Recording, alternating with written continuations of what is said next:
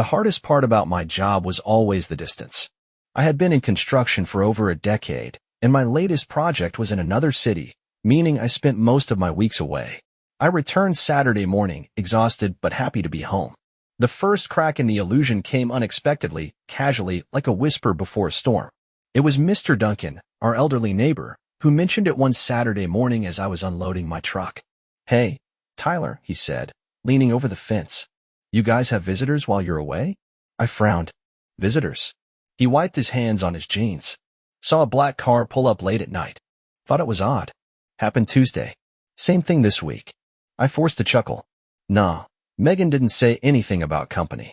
Duncan shrugged. "Could be nothing. Just figured I'd ask." I nodded, but something in my gut twisted. Megan had never mentioned anything about guests, and I knew for a fact that none of her friends drove a black car. That Tuesday, I couldn't focus at work. I kept replaying Duncan's words in my head. I had always thought we had a perfect marriage. Sure, we had our arguments, but nothing major. Megan had always been affectionate, attentive, but now that I thought about it, she had been different lately. She had started going to bed earlier, claiming she was tired, yet her phone always stayed in her hand.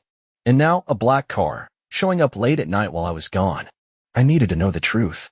So after work, I didn't go back to my rental. Instead, I got in my truck and drove straight home. It was almost 10 p.m. when I turned onto our street. I parked a few houses away, turning off my headlights. A black car, sitting 2 houses down, partially hidden in the shadows. My pulse pounded in my ears. I watched for a moment, gripping the steering wheel so tightly my knuckles turned white. Then, I stepped out of the truck, and I walked toward my house. The moment I stepped inside, I knew. The air was humid, thick with steam, the unmistakable scent of shampoo and body wash wafting through the house. Someone was in the shower. Not just Megan. Them. The thought made my stomach churn, my hands curl into fists. I moved silently through the house, my boots light against the hardwood. In the hallway, I could hear laughter, muffled voices. The shower was running. I walked to the basement control panel and turned the dial all the way down. The hot water shut off instantly. Then, I went upstairs.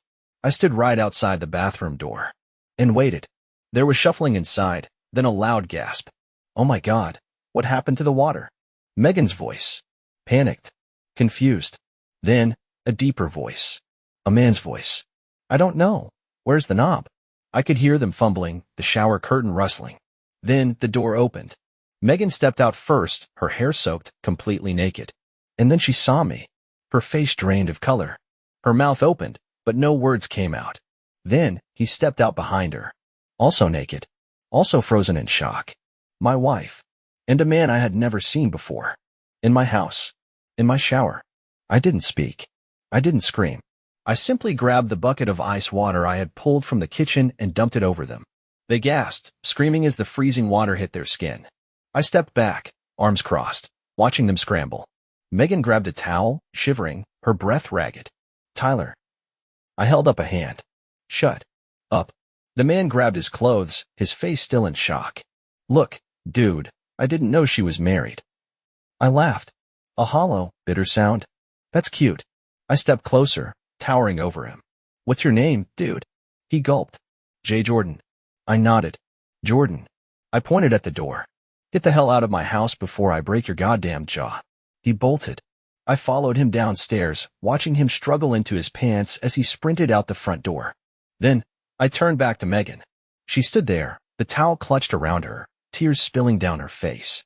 "Tyler." I walked past her, straight to our bedroom. I grabbed a suitcase from the closet and tossed it onto the bed. Her breath hitched.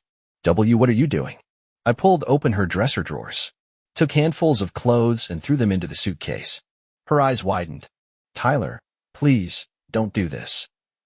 I looked at her, and in that moment, I felt nothing. Not love. Not anger. Just disgust. "You've got 10 minutes, I said. Pack your shit and get out." She let out a shaky sob. "Baby, we can work this out." I grabbed her phone off the nightstand, swiped open the messages. There they were. Months of texts. Not just with Jordan. With other men. Photos. Dates. Plans. I turned the screen toward her. "Work this out?" My voice was eerily calm. "You've been screwing around for months, Megan." She covered her mouth, shoulders shaking. I didn't mean for it to happen now. I threw her phone against the wall. The screen shattered. She jumped. You didn't mean for it to happen? I repeated, stepping closer. Did you accidentally fall into bed with them? She let out a sob. I turned away, gripping the doorframe. I loved you, Megan. Silence. I gave you everything. Her voice was barely a whisper. I still love you. I laughed. I turned back to her, shaking my head. Get out. She opened her mouth, pleading, but I was already walking out of the room. She didn't get 10 minutes. She got 5. And when she was gone, I sat in the empty house, the sound of the shower still dripping in the silence. Cold. Just like her heart. Megan lost everything. She tried calling me, begging, crying, but I was already gone. If you enjoyed the story, don't forget to like, share your thoughts in the comments, and subscribe to the channel for more gripping tales of betrayal, revenge, and justice. Your support means everything. Stay tuned for the next intense story. You won't want to miss it.